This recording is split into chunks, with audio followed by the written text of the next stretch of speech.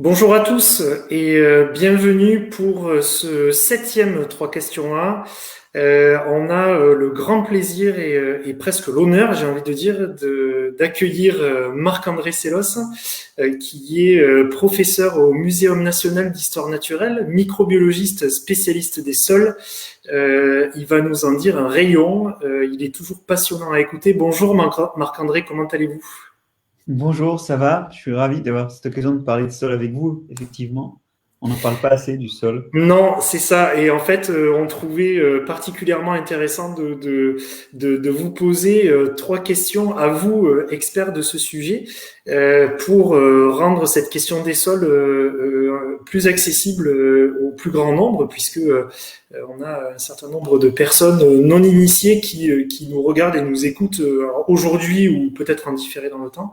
Alors, la première des questions qu'on a envie de vous poser, pardon, Marc-André, c'est de savoir quel est l'état actuel de nos sols et particulièrement de nos sols agricoles. C'est pas nouveau, ça fait des millénaires que ça dure. L'activité agricole a privilégié des gestes qui sont rentables à court terme, comme le labour par exemple, ou le désherbage, mais qui à long terme posent des problèmes. Alors en particulier en parlant d'érosion, nos sols agricoles érodent 10 à 100 fois plus vite, c'est-à-dire qu'ils perdent de l'épaisseur 10 à 100 fois plus vite qu'ils n'en perdraient normalement. Et le problème, c'est que c'est 10 à 100 fois plus vite, en fait, que la vitesse à laquelle ils se reforment en profondeur par altération de la roche. Donc, nos sols vont en s'amincissant, et si les sols du bassin méditerranéen sont aujourd'hui si squelettiques, c'est les résultats de millénaires de civilisation agricole. Bon. D'accord. Donc, là, le premier problème, c'est l'érosion. Le deuxième problème, et qui est d'ailleurs accru par le fait qu'on laboure, c'est ce qui finalement déstructure le sol, et puis on a des périodes sans couverture végétale, ce qui facilite l'érosion par l'eau et par le vent. D'accord. Alors, le deuxième problème, c'est la teneur en matière organique. C'est un peu lié d'ailleurs à l'érosion, parce que la matière organique relie les composants du sol et limite l'érosion. On a des sols agricoles qui sont très pauvres en matière organique, il suffit de les comparer à des sols forestiers ou des sols de pâture, ils sont beaucoup Hmm. plus clairs. Et ça, non seulement ça limite leur résistance à l'érosion, mais ça a des effets très pernicieux et très divers. Moins de matière organique, moins de vie microbienne. Moins de matière organique, moins de stabilisation des trous. Et on a beau labourer, les trous, ils s'effondrent et il faut relabourer. Or, les trous, c'est là que circulent l'eau et l'air. Et dans les plus petits d'entre eux, c'est là qu'est retenue l'eau par capillarité. Euh, Moins de matière organique, c'est donc des sols dont les trous sont moins persistants, mais c'est aussi des sols qui retiennent moins l'eau parce que la matière organique retient l'eau. Donc tout ça, c'est des problèmes vraiment importants à long terme, et il faut dire que cette matière organique, elle manque parce qu'on n'en met plus, on récolte Hmm. sans amener de fumier, mais aussi Hmm. on aère le sol, on laboure, et donc les microbes le respirent plus. Bon. Le troisième paramètre, après l'érosion et la matière organique, c'est la vie. Nos sols ont une vie qui se trouve abîmée à la fois par le labour qui déchire les filaments des champignons, et Oui. par cette oxygénation du sol qui provoque des, euh, des, des, des, des, des pics d'activité microbienne. Puis tout ça, ça s'effondre au bout d'un certain temps, d'abord parce que la structure du sol s'effondre, et ensuite parce qu'il y a moins de matière organique. Et donc au total, on a une vie microbienne du sol qui est moins forte, et c'est dommage parce qu'elle a des fonctions. Elle minéralisait la matière organique quand il y en avait, elle contribue à altérer la roche, elle fixe l'azote atmosphérique et crée le pool d'azote du sol, et puis certains champignons acheminent les nutriments vers les plantes. C'est les champignons mycorhiziens sur lesquels travaille mon équipe.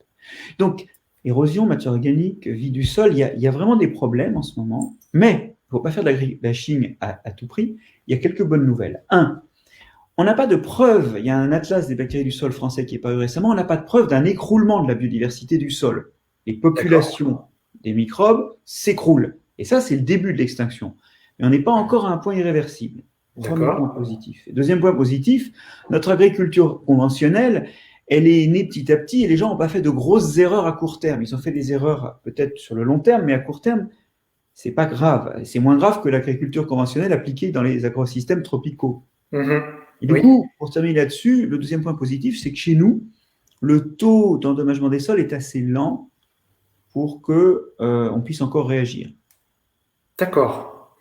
Donc en résumé, on a des problèmes de matière organique, enfin de faiblesse de matière organique, d'érosion et de vie dans les sols, mais on on n'est quand même pas perdu sur la qualité de nos sols, parce que c'est uniquement un début d'effondrement de la vie microbienne, et on a des solutions qui peuvent être mises en œuvre pour limiter ça. Alors, ce que vous venez de dire est très intéressant, et on va essayer de le relier à la question sanitaire que l'on connaît actuellement, si on arrive à faire le lien. Et on a envie de vous demander si la crise sanitaire actuelle a suffisamment modifié les comportements alimentaires pour que ça ait un impact positif en cascade sur la qualité et la vie de nos sols. Alors, en tant que microbiologiste, je ne suis pas forcément la bonne personne pour répondre à cette question, mais bon, je voudrais déjà faire un point, qui est de dire que la crise sanitaire actuelle rappelle la crise que subissent nos sols, en ce qu'à chaque fois, c'est notre façon de manipuler les écosystèmes qui comporte un danger latent à long terme pour la façon dont on gère nos sols, et puis des dangers à court terme dans la façon dont on rentre en contact avec une vie sauvage avec laquelle on n'était pas rentré en contact. Qui finit par nous coller des maladies. Donc on est vraiment, que ce soit la Covid ou le problème des sols, c'est toujours ce problème de retrouver un lien à la nature qui soit un lien raisonnable, informé autant que possible, hein, et qui permette la durabilité. Maintenant, est-ce que les changements de comportement ou de mentalité des gens ont sauvé grand-chose? Alors, là encore, sans vouloir dire oui et non à chaque fois, oui un peu, parce que les gens ont commencé à consommer un peu différemment, notamment parce qu'ils ont redécouvert des commerces de proximité, ils ont redécouvert des AMAP, et j'entends un peu partout dire qu'il y a une demande plus grosse sur des circuits courts ou des circuits où on connaît le producteur. Bon, mais je ne suis pas sûr que ça touche un grand pourcentage de la population. Donc effectivement, globalement, il y a une prise de conscience et un temps de réflexion qui a pu notamment être favorable à quels produits on mange et d'où ils viennent et à quel prix. Oui.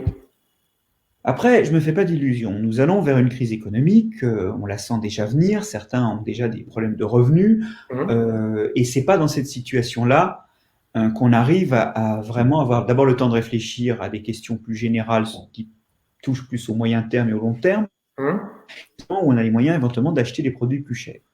Car, c'est le drame, les agricultures alternatives ont un rendement un peu moins élevé, et même si les intrants sont peut-être un peu moins coûteux, les prix sont légèrement plus élevés.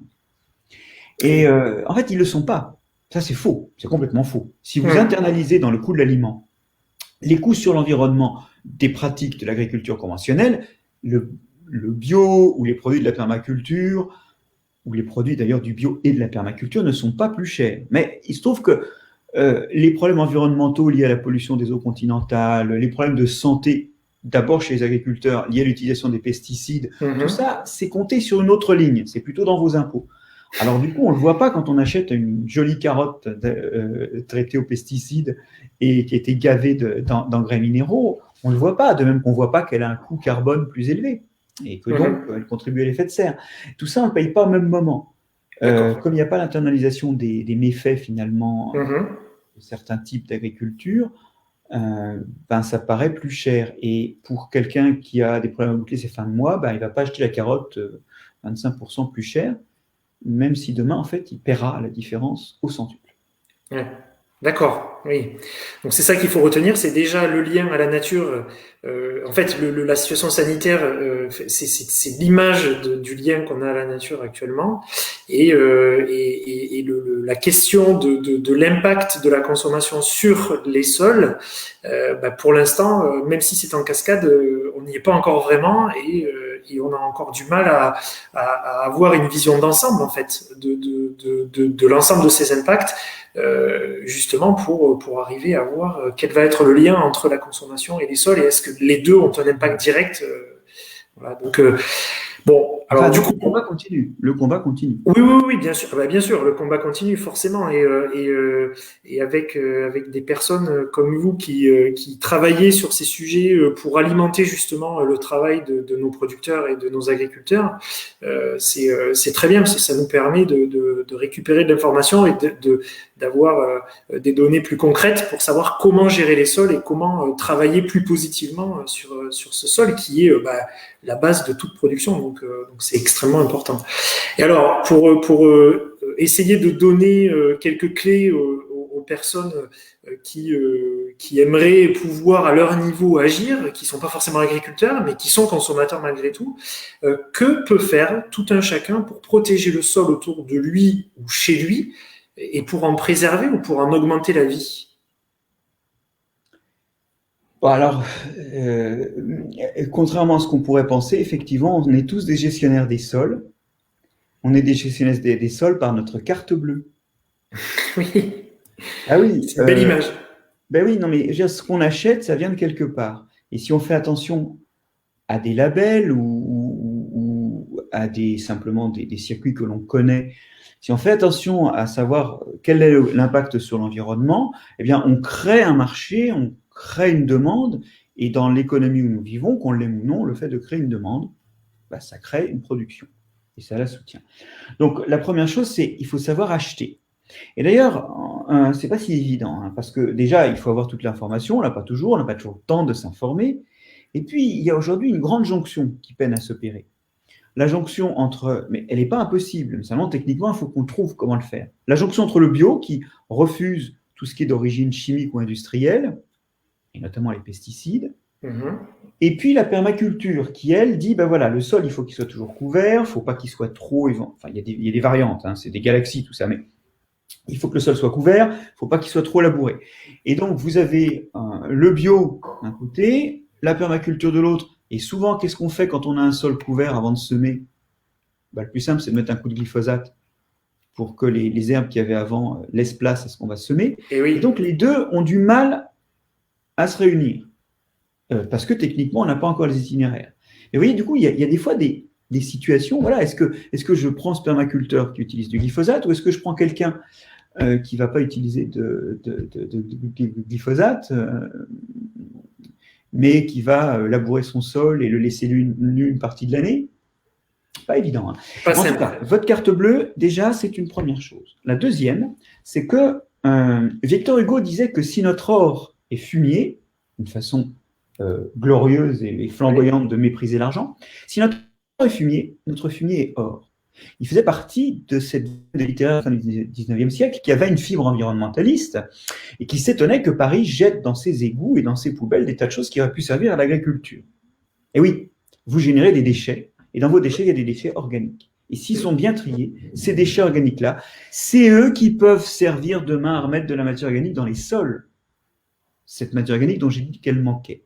Donc, vous êtes les producteurs d'une ressource pour les sols. À Paris, on expérimente actuellement des poubelles brunes dans certains arrondissements où on vous propose de mettre vos déchets organiques. Il faut surtout qu'ils soient bien triés, parce que si ça va dans les sols, s'il y a du plastique, il sera là pour toujours. S'il y a des contaminations par les métaux lourds, ce sera là pour toujours. Donc, c'est un vrai problème. Hein. Il faut être très éco-responsable par rapport à une poubelle organique. Mais une poubelle organique, c'est quelque chose qu'il faut effectivement envisager. On ne peut plus continuer à ce que plus de la moitié de nos déchets organiques ne soient pas recyclés. Alors même que nos sols ont besoin à la fois de la matière organique que ça représente, et puis de l'azote et du phosphate qui est lentement relargué par la décomposition de cette matière organique. Ces petites parenthèses, il y a aussi une autre raison de mettre de la matière organique dans les sols, c'est que toute cette matière organique, qu'on ne va pas brûler par exemple, c'est de la matière organique qui stocke du carbone. Moi, je fais partie des ambassadeurs du 4 pour 1000, que vous connaissez, Marc, hein, oui. On en a déjà rencontré ensemble. Maintenant, j'en suis un en plus, qui disent qui ont fait ce calcul, que si chaque année on augmente de 4 pour 1000, soit 0,4%, la quantité de matière organique de tous les sols, on avale tout ce que l'humanité a produit de CO2. Alors évidemment, c'est une vue de l'esprit. On ne va pas aller en mettre au sommet de l'Himalaya ou au pôle Nord, mais on peut déjà commencer dans le sol agricole.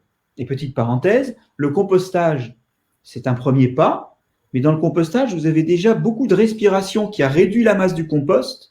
Et le compostage, c'est plutôt de la matière organique qui va être riche en azote et en phosphate. C'est plutôt un engrais. Alors que la matière organique fraîche et pas compostée, c'est beaucoup plus riche en carbone. Et du point de vue de l'effet de serre et de la structure des sols, c'est préférable. Donc, composter si c'est votre seule ressource. Mais si vous pouvez mettre directement votre matière organique fraîche dans les sols, allez-y. Donc, la carte bleue. Les poubelles, c'est des trucs que tout le monde a. Hein. La carte bleue, vous pouvez aussi le régler en numéraire. Hein. Et puis, la dernière chose, il faut enseigner. Il faut préparer une génération suivante qui comprenne les enjeux, qui ait les réflexes de base. Il y a une petite culture de base et puis un arsenal méthodologique de base. Hein, une génération suivante qui soit capable demain de consommer de façon responsable. Sans formation minimale, il n'y a pas de décision. Il n'y a pas de décision. C'est-à-dire qu'on ne décide pas, on oscille au gré du vent, des avis, des bruits, de ce qu'on a entendu. Donc là, il faut lutter aussi pour que la génération suivante soit formée. Et ça, c'est un des autres combats. On a vu les sciences de la vie et de la terre disparaître de l'enseignement en primaire et en première et en terminale. En primaire, n'en parlons même pas, les maths et le français. Alors qu'on peut très bien faire du français sur la description d'une fleur, oui, ou des maths sur une analyse des comptages de quelque chose dans la cour, je sais pas, ou la taille des marrons dans la cour, bref. Et vous voyez, il y a là quelque chose qui est complètement loupé, c'est que la génération suivante, elle est en passe pour être aussi perdue que la précédente, sinon plus, d'autant plus qu'elle est encore plus urbaine, sur qu'est-ce que ça veut dire quand je consomme sur les sols.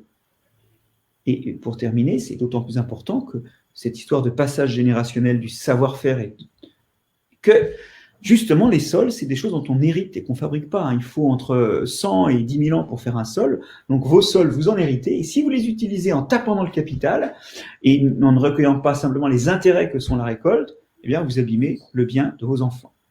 Et donc, consommer des choses sans se demander de quel sol elles viennent, c'est ne pas aimer ses enfants. Ça, c'est un beau message. C'est un beau message de conclusion. Donc, pour résumer, chacun peut agir avec sa carte bleue en tant que consommateur, peut agir avec dans sa poubelle, donc ce que vous disiez par rapport à l'ensemble de matières organiques que l'on va pouvoir trouver et que l'on va pouvoir réintégrer directement dans les sols. Et puis, donc, se former et s'informer par rapport à toutes ces problématiques-là pour arriver à prendre les bonnes décisions et pour arriver à mieux comprendre quels sont les cycles naturels qui nous entourent et qui, comme vous dites, vont donner la possibilité d'avoir des sols viables et vivables aux générations qui vont nous suivre dans les années et les décennies qui suivent. On va rester sur ce message positif, je l'espère en tout cas. En tout cas, Marc-André, un grand merci parce que on pourrait vous écouter des heures avec votre savoir et avec votre façon pédagogique d'aborder les choses. Merci beaucoup d'avoir pris le temps de répondre à nos questions. On espère en tout cas que ça aura apporté quelques clés et quelques éléments de réflexion aux personnes qui nous écoutent. Merci beaucoup et puis au grand plaisir de se recroiser sur différents événements, j'en doute pas, j'espère en tout cas, qui vont pouvoir se tenir dans les semaines et les mois qui viennent. Merci de votre intérêt pour les sols, c'est important. Mais chez nous, dans notre démarche, oui, c'est important, effectivement. Merci Marc-André, au plaisir. Au revoir. Au revoir.